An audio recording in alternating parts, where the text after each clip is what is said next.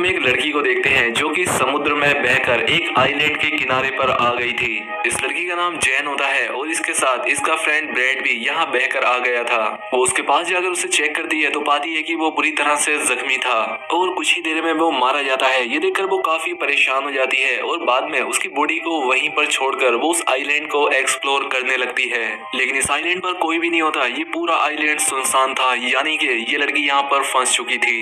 इसके बाद जब वो आइलैंड में अंदर जाती है तो उसे एक जगह पर एक थैला मिलता है जिसके अंदर उसे एक लेडीज का पर्स और कुछ बच्चों का सामान मिलता है। यहाँ उसे एक मेडिसिन भी मिलती है जिसमें 1994 की डेट लिखी हुई थी, जिससे जैन को समझ आता है कि बहुत सालों पहले शायद यहाँ कोई आया था। उसे इस सामान में माचिस भी मिलती है, उसे वो अपने पास रख लेती है और वापस समंदर के किनारे आती है। उसे वहाँ पर गिरा हुआ एक बड़ा सा खोखला पेड़ दिखता है। ये देखकर जैन को आइडिया आता है कि रात में वो अपनी सेफ्टी के लिए इसे सोने के लिए यूज कर सकती है। खैर अब यहाँ पर जैन अपनी पहली रात गुजारती है और सुबह होने पर उठकर वो देखती है कि समंदर के किनारे कई सारी मछलियां बहकर आ गई थी। उसमें एक छोटी शार्क भी थी जिसका आधा शरीर खाया हुआ था। वो यहाँ से अपने खाने के लिए कुछ मछलियां ले लेती है। तभी जैन की नजर एक जगह पर जाती है जहाँ पर की 3 लोगों की कब्र थी। ये देखकर जैन अपने दोस्त के लिए भी एक ग्रेव खोदती है क्योंकि उसके दोस्त की बॉडी सड़ने लगी थी। खैर अब अगले दिन जैन जब आइलैंड का चक्कर लगा रही होती है तो वो देखती है कि किसी ने उसके दोस्त की बॉडी को निकालकर आधा खा लिया है। ये देखकर जैन काफी घबरा जाती है। उसे कुछ समझ नहीं आता कि आखिर ये किसने किया होगा। उसे लगता है कि जरूर ये काम किसी जानवर का है जो कि इस आइलैंड पर रहता होगा, इसीलिए वो एक लकड़ी को नोकीला करती है और अपने लिए एक हथियार बनाती है। इसके बाद वो आइलैंड के बाहर बैठकर उस जानवर का इंतजार करने लगती है। खैर अब रात हो जाती है और अब जैन को नींद आने लगती है, लेकिन वो जानवर अभी तक यहाँ नहीं आया था। अगले दिन जैन की आंख खुलती है और वो समंदर में एक सूटकेस को देखती है। वो सूटकेस को लेने के बारे में सोचती है, इसलिए वो समंदर में जाकर उस सूटकेस को ले लेती है। तभी उसे नीचे कुछ महसूस होता है, इसलिए वो नीचे जाकर देखती है तो यहाँ पर उसे एक बड़ा सा होल दिखता है, जिसे देखकर वो काफी हैरान हो जाती है। खैर अब वो बाहर आकर उस सूटकेस को खोलकर देखती है। उसके अंदर उसे कुछ जूते और कुछ कपड़े मिलते हैं जिन्हें वो पहन लेती है। जब रात होती है तो जैन उस सामान को चेक करने लगती है और उसे उसमें कुछ फोटोज दिखते हैं। वो उन्हें देखने लगती है और समझ जाती है कि यहाँ पर कोई फैमिली छुट्टियां बिताने के लिए आई थी, जिसमें एक कपल और उनके 2 बच्चे थे। तभी जैन के ऊपर से एक प्लेन गुजरता है।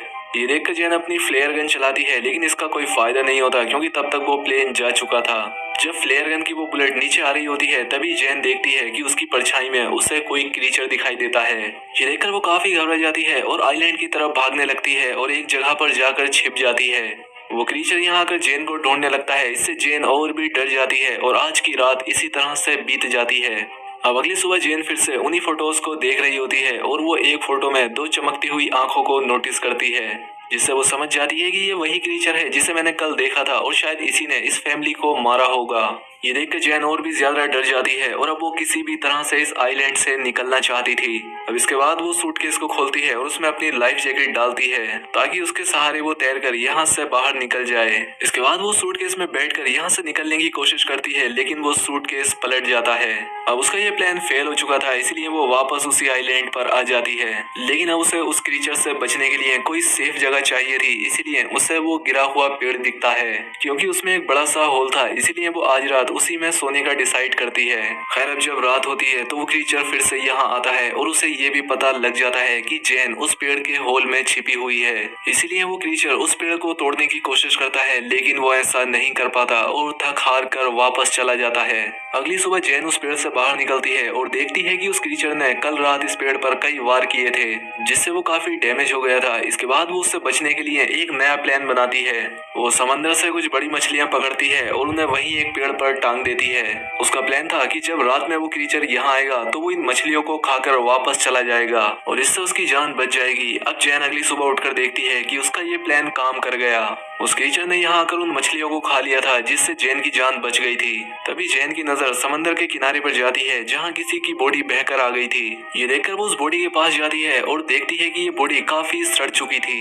ये देखकर उसके मन में एक आइडिया आता है और वो इस बॉडी को भी वहीं पेड़ पर लटका देती है ताकि वो क्रीचर उस बॉडी को ही आकर खाए और चला जाए। अब उसके लिए यहाँ सरवाइव करना काफी मुश्किल हो गया था। आज रात के लिए उसने यहाँ पर एक गड्ढा बनाया था जिसमें जाकर वो छिप जाती है और उस क्रीचर के आने का इंतजार करती है। जब रात होती है तो वो क्रीचर यहाँ आता है और जैन पहली बार उस क्रीचर को देखती है। वो उस क्रीचर को देखकर काफी डर जाती है क्योंकि वो काफी खौफनाक था। अब वो यहाँ आकर उस बॉडी को खा जाता है। तभी जैन को अपने पास से कुछ आवाजें आती हैं और जैसे ही वो देखती है तो उसे वहाँ उस क्रीचर के पैर दिखाई देते हैं। ये देखकर वो और भी ज्यादा घबरा जाती है, लेकिन किसी तरह से खुद को कंट्रोल करती है।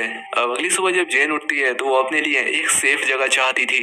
अब क्योंकि उसने उस क्रीचर की हाइट देख ली थी, इसीलिए वो अपने लिए पेड़ के ऊपर एक झूला तैयार करती है ताकि वो क्रीचर उस तक ना पहुंच सके। इसके बाद वो उस झूले में जाकर बैठ जाती है। खैर अब जब रात होती है तो वो क्रीचर फिर से यहाँ आता है और उसे यहाँ जैन के होने का एहसास हो जाता है, इसलिए वो उस झूले वाले पेड़ को जोर जोर से हिलाने लगता है जिससे वो झूला टूट जाता है और जैन नीचे गिर जाती है। अब वो क्रीचर जैन का पीछा करने लगता है और जैन अपनी जान बचाकर भागने लगती है। तभी जैन देखती है कि वो क्रीचर जमीन से ज्यादा तेज पानी में दौड़ रहा है और वो पल भर में उसके सामने आकर खड़ा हो जाता है। लेकिन जैन अपने उस लकड़ी के औजार को उस क्रीचर के पेट में घुसा देती है। वो क्रीचर जैन को उठाकर पानी में फेंक देता है और जैन खुद को किसी तरह से संभालती है। जैन देखती है कि वो क्रीचर यहाँ से जा चुका है और अब वो पानी से बाहर आ जाती है और वहीं एक पेड़ पर जाकर छिप जाती है। अगली सुबह जब जैन उठती है कि उसका पैर काफी जख्मी हो चुका था, इसलिए वो खुद को साफ करने के लिए समंदर में जाती है। जब वो यहाँ नहा रही थी तभी उसकी नजर दूर एक राफ्ट पर जाती है जिसमें उसके दो दोस्त थे जो कि किसी तरह से सरवाइव करके यहाँ आ गए थे। उनका नाम लूकस और मिया होता है। इन्हें देखकर जैन काफी खुश होती है। अब ये जैन के पास आकर बैठ जाते हैं और जैन उन्हें खाने के लिए कुछ मछलियाँ देती है। वो यहाँ पर इन्हें उस क्रीचर के बारे में बताती है। वो कहती है कि हमें जल्द से जल्द यहाँ से निकलना होगा क्योंकि मैं यहाँ पिछले 7 दिनों से फंसी हुई हूँ, लेकिन लूकस और मिया उसकी बातों पर विश्वास नहीं करते। उन्हें लगता है ये झूठ बोल रही है। वो कहते हैं कि हम पिछले 5 दिनों से समंदर में भटक रहे थे और अब जाकर हमें ये आइलैंड मिला है। ये दोनों यहाँ से नहीं जाना चाहते थे। अब जैन उन्हें वो तस्वीरें भी दिखाती है जिनमें वो क्रीचर साफ दिखाई दे रहा था, लेकिन फिर भी वो दोनों यहाँ से नहीं जाना चाहते थे। जैन समझ जाती है कि ये उसकी बात नहीं मानेंगे। अब इसीलिए वो इनसे छिपकर इनकी राफ्ट लेकर यहाँ से भागने का प्लान बनाती है। वो उनकी राफ्ट लेकर यहाँ से निकलने की कोशिश करती है, लेकिन वो दोनों इसे पकड़ लेते हैं। मिया जैन पर अटैक कर देती है जिससे वो बेहोश हो जाती है। जब उसकी आंख खुलती है तो वो खुद को बंधा हुआ पाती है और अब रात हो चुकी थी, इसीलिए वो लूकस को मनाकर उसे खोलने के लिए कहती है, लेकिन लूकस और मिया उसकी कोई बात नहीं सुनते। इसके बाद मिया उस आइलैंड पर घूमने के लिए जाती है और लूकस वहीं जैन के पास रुकता है। इधर जब मिया वॉक कर रही थी तो वो क्रीचर पानी से निकलकर उस पर अटैक कर देता है। उसकी आवाज सुनकर लूकस तुरंत वहां पर जाता है, लेकिन वो क्रीचर मिया को पानी में खींचकर ले जाता है और उसे मार देता है। ये देखकर लूकस बहुत डर जाता है। वो डर कर एक पेड़ पर चढ़ जाता है। अब सुबह हो जाती है, लेकिन लूकस उस पेड़ से नीचे नहीं आता। अब उसे जैन की बात समझ आ चुकी थी। जैन उससे कहती है कि देखो वो क्रीचर सिर्फ रात में आता है, वो दिन में बाहर नहीं निकलता।